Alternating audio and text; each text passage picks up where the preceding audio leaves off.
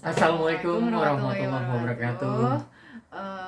Ketemu lagi sama kita berdua. Udah lama nih nggak bikin ngevlog Video ya. lagi ya, bikin video-video YouTube lagi. Insya Allah hari ini mau sharing-sharing aja sih ya. Sharing tentang apa tuh? Ya, hari ini mau sharing karena ada beberapa pertanyaan yang masuk, terutama bagi teman-teman yang katanya insya Allah mau ke UK juga, terutama mau ke Leeds katanya kayak gitu. Jadi ada beberapa yang nge-email juga waktu itu, terus lewat DM Instagram juga katanya, terutama mengenai beasiswa LPDP. Terus gimana sih biaya hidup di sini katanya kayak gitu. Soalnya belum ada bayangan gitu. Yang pertama dulu deh, ini katanya ada yang mau tanya nih, kalau misalnya untuk LPDP itu apa masih nanggung biaya hidup untuk istri kah atau bagaimana ya? Untuk LPDP saat ini hanya menanggung untuk yang S3 ya. Jadi bagi teman-teman S3 baik dalam maupun luar negeri itu dapat family allowance. Tapi kalau misalnya untuk S2 itu enggak ya teman-teman. Jadi kalau misalnya untuk S2 itu kalau emang misalnya nih aku mau ikut gitu ya. Jadi pas pertama di Indonesia sampai ke sini pun kita biaya pribadi gitu biaya ya. Pribadi. Ya, itu yang pertama. Terus nah, kemudian ini sama sih, biaya hidup di sana katanya nggak ditanggung sama beasiswa dari suami. Apa karena dulu suami dapat beasiswanya sebelum nikah? Enggak ya.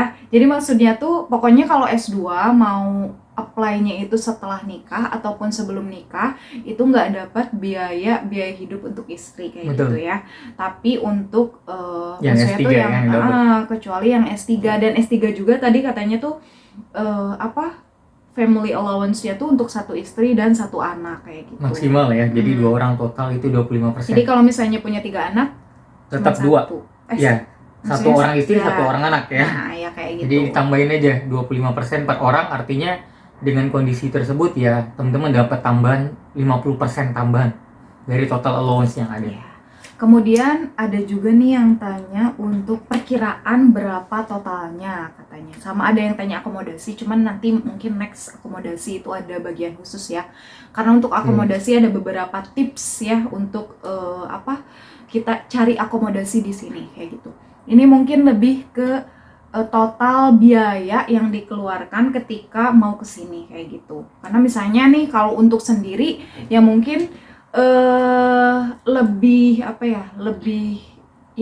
murah lah ya. Bukan lebih murah, maksudnya tuh kalau berdua kan berarti double gitu biayanya. Terus kalau misalnya bawa anak juga ya biaya lagi gitu ya. Nah, untuk biayanya gimana nih katanya? Kalau persiapan mau kesini. Persiapan ya, kalau untuk persiapan sih yang pertama jelas visa.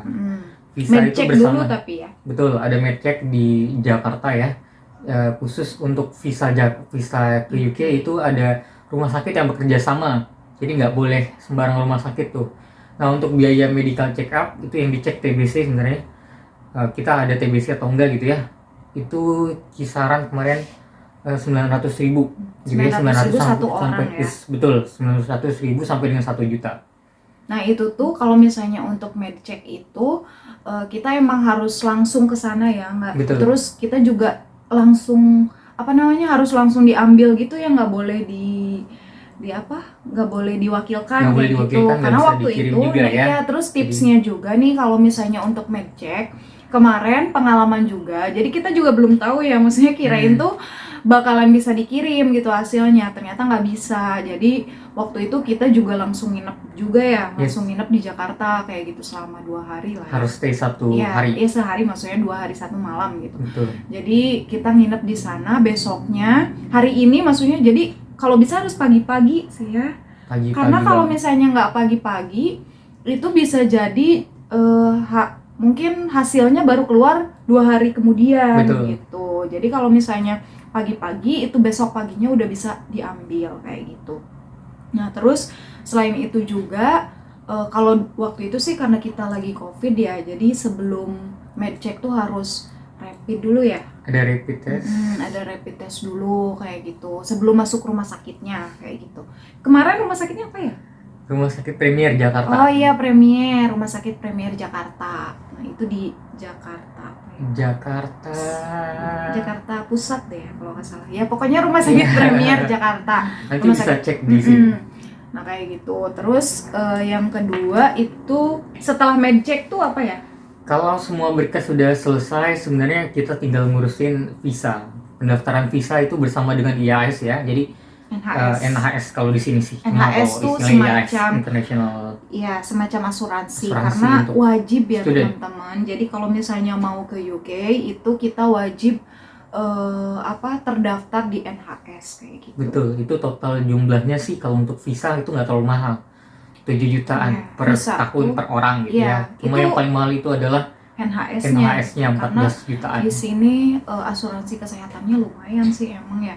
Jadi kalau misalnya untuk satu orang visa itu sekitar 7 juta itu untuk anak-anak juga ya. Yes, karena kan visa student dan visa dependent sama hitungannya. Jadi itu dan itu berlaku 1 tahun aja gitu ya. Kalau misalnya emang stay ya berarti harus diperpanjang lagi visanya gitu. Atau bisa dari awal tapi ya lebih mahal kayak gitu. Jadi karena kita cuma setahun di sini, jadi kita visanya yang setahun kayak gitu. Kalau misalnya ada juga yang beberapa kayak berapa tahun, cuma rata-rata itu misalnya yang kerja di sini kayak gitu ya. Terus yang S3 ya, karena minimal stay 3 tahun di sini kayak gitu. Nah itu jadi visa itu sekitar 7 juta. Terus kalau untuk NHS atau asuransi itu satu orang itu sekitar 14 juta. 14 juta total 20 sampai 22 juta. Itu total untuk visa dan asuransi. Tergantung kurs waktu itu juga ya, karena kita membayarkannya menggunakan kartu kredit gitu. Kartu kredit atau enggak bisa pakai Genius. Waktu itu aku pakai Genius. Ini bukan sponsor sih. Cuma maksudnya bisa pakai Genius.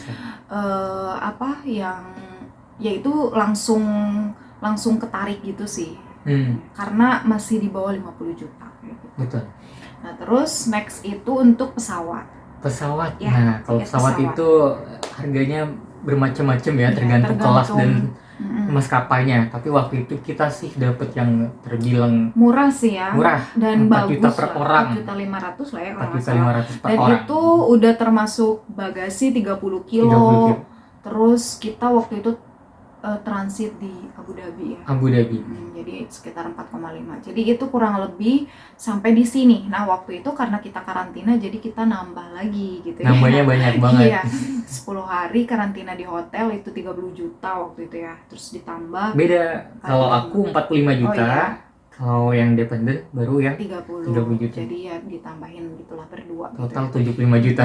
Jadi itu biaya pribadi ya. Kalau untuk maksudnya yang untuk dependent aku pribadi. Gitu. Tapi kalau misalnya untuk penerima beasiswa nanti sistemnya itu di reimburse kayak gitu. Jadi begitu teman-teman. Jadi kalau misalnya dapat beasiswa pun kita harus tetap punya pegangan. Buat kesini kayak gitu. Karena sistemnya tuh jadi beasiswa itu nggak ngasih di awal gitu. Misalnya kita lolos nih beasiswanya gitu ya. Terus uang beasiswanya itu di awal, enggak teman-teman. Jadi uang beasiswanya itu nanti ketika kita udah sampai di UK kayak gitu. Karena mungkin kalau misalnya belum sampai di UK, takutnya mungkin nanti uangnya dipakai yang lain kali ya.